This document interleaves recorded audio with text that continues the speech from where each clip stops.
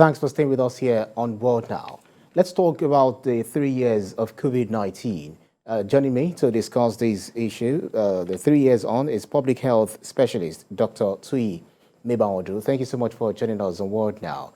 Very quickly, talk to us about your view since COVID-19 was declared a pandemic and when it was first reported in Nigeria, as we currently have more than 700,000 tested cases. We've got more than 266,000 confirmed cases. Active case currently, we've got more than 3,000 active cases and more than 30,000 people have died. Does it look like the world has moved on?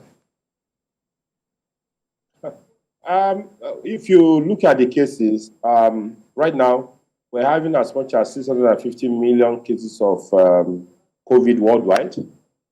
And out of that, we're as much as 50 million active cases all over the world. Right now, China is still pursuing a zero COVID policy, and we're seeing riots in China. New cases are coming up. Right now, USA, India are still leading cases of COVID, and the mutation is still ongoing with COVID. Right now, you're seeing a deployment of different levels of vaccinations to different people in such a way that, in fact, it's like the vaccination that now becoming like seasonal. So the world has not moved on. Why in reality, we've been able to open up the economy. We've been able to drop the mask. We've been able to actually interact. Football is ongoing. Yes, we've been able to cope with the COVID-19 pandemic, but it's not yet Uhuru. Why do I say this? Because we are still having 15 million active cases worldwide. Nigeria is sharing about 3,500 out of these 15 million active cases. And you know that for us, we've been quite lucky. Lucky in the sense that the expectation as to the mortality and morbidity that may arise from COVID didn't quite happen in Nigeria. In all the settings, what we had for the years that COVID were very, very active, and we're talking much about it. When we did lockdown, was about 3,200 deaths. So for us, we'll be lucky. Now, we cannot, as a country, start making luck as a strategy. Luck cannot be a strategy. We expect that the COVID pandemic afforded us the opportunity to critically plan our health system, to look at our public health, to put investment, and then drive human resources for health. But alas, all those things are actually still constrained despite the amount of money that was mobilized for COVID-19. And don't forget, what we have in the world now is that any germ can still mutate. COVID itself can still mutate. We remember how we came with H1N1 virus and bird flu and all those things before we got to COVID.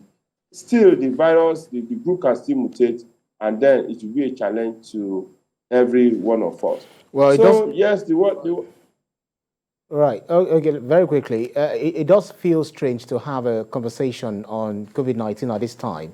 You find that in such a developed world as China, just like you mentioned, 3 people die in every million to the extent of being locked down. So why do you think a country like China is still sort of stuck with, the effect of the COVID-19? Yeah, we don't. Actually, what happened was that, look at China. There's a lot of silence on the extent of the infection, and the government is centralized. Information is not coming out. Even up today, we're not getting the true picture of the pandemic in China. But at the end of the day, haven't seen it themselves, and they don't want to expose the world to it. They are pushing for zero lockdown. So in public health, information, openness, transparency, freedom is very vital and key to curtailing the disease. You cannot then be pretending as if you are having low cases of COVID while the thing is happening in your country silently. And I think that is what exactly they're trying to push, unlike in other parts of the world where you have a daily briefing, the number of cases you're having, what you are doing, the number of vaccines being deployed. Yeah. China seems to be quiet about their own cases. It's not good for public health.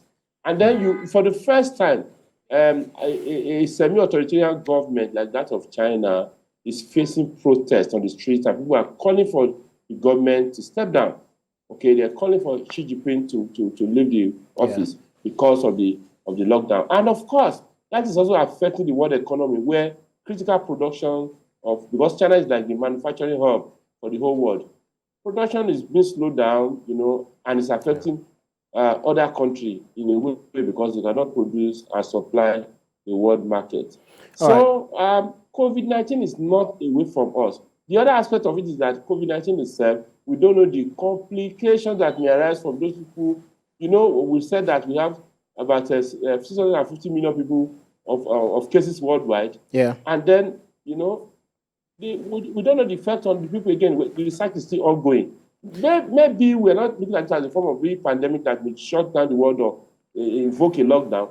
But the after effect of COVID-19 is still going down on us. Yeah, Dr. Mebawondu, let's bring it back here in Nigeria. As of 28th of February 2022, we've got close to 8 million people who are said to have received their first dose of COVID-19 vaccine, while more than 8 million people are said to have received their second dose. Isn't this a far cry from what was expected from Nigerians? And how do you think we handle this COVID-19 pandemic so far? When it came to Nigeria, we started with denial. Okay, we're denying, we're not prepared, the health system is weak, and then we're just not ready. From denial, we moved to poor testing. Can you imagine that up to now, all our tests is just about 5.7 million. We've not done 6 million in 200 and more than 200 million people. So there's a denial, there's poor testing, and then the vaccine uptake. It became a subject of a lot of misinformation and disinformation. A lot of conspiracy theories lashed on the COVID-19 vaccines and were discouraging people from taking it. Even yesterday, an educated friend of mine said, I didn't take COVID-19 at all. And he was acting as if that is a big deal, that I didn't take COVID-19. He said, I took 2 doses. So you see all these things, even along the spectrum, our responses from testing, education, vaccination has been far and in between. We were not really catching up in that regard. And then where we are now is to say, oh, it was a flu, it didn't really happen. And why are people not dying in Nigeria?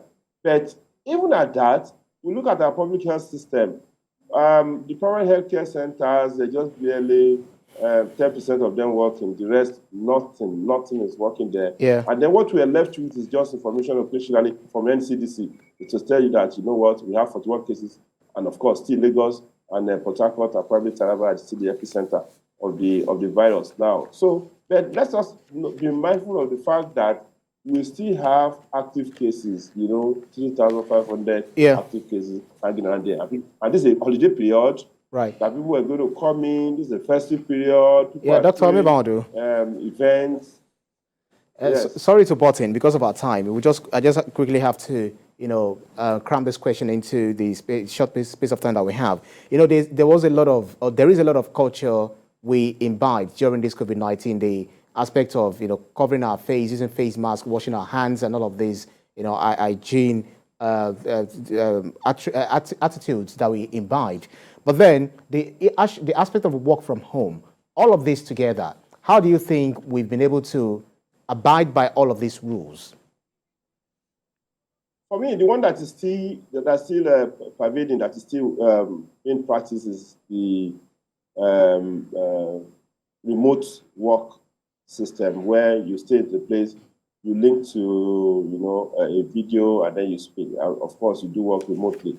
That aspect has been incorporated into our work culture, with its advantages and disadvantages, like every other thing. But look at hygiene.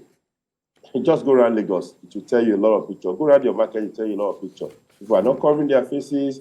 We've dropped all those, distancing, hand washing. To some extent, you see it, hanging out with very few people. But generally, we've dropped all those things. I thought going forward that such positive habits in terms of personal hygiene will have naturally been stepped up, imbibed, and then, deepened among the population, so that we can take that forward. Because that does not prevent just COVID. It prevents quite a lot of diseases. I think that should have been our gain. But the gain has been thrown away. Absolutely. Public health specialist, Dr. Tuyi Mebawondu, thank you so much for your keenness of insight on this issue. Thank you. Thank you for having me.